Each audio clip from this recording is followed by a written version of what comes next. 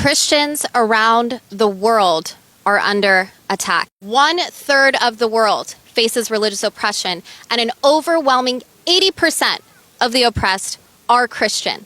This makes Christians the most persecuted religious group. As we stand here today, according to Open Doors US, there are over 360 million Christians who are facing persecution solely because of their faith in Christ. I have been to the borders of war-torn countries.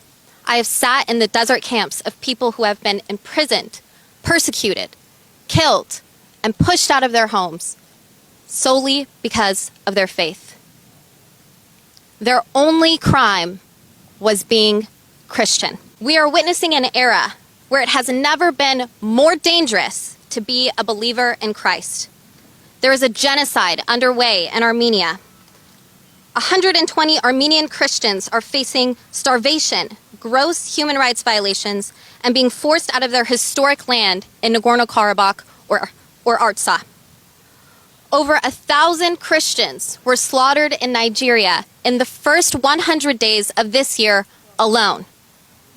The Christian population in Iraq and Syria has diminished by over 80% in just one generation.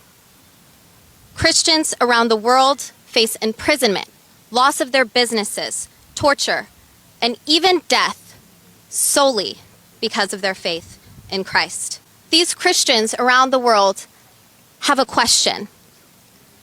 Who will be their voice? Who will be their advocate?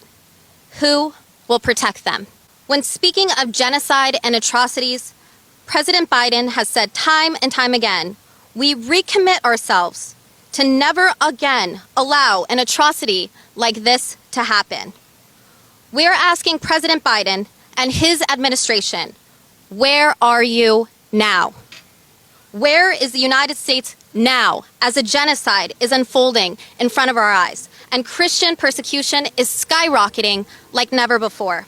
We are calling upon United States Congress and the Biden administration to keep their promise, to uphold the standard for international religious freedom, to intervene to stop the genocide happening right now in Nagorno-Karabakh or Artsakh, to sanction countries that are led by dictators and terrorists, and to protect Christians around the world who innocently face persecution because of their faith.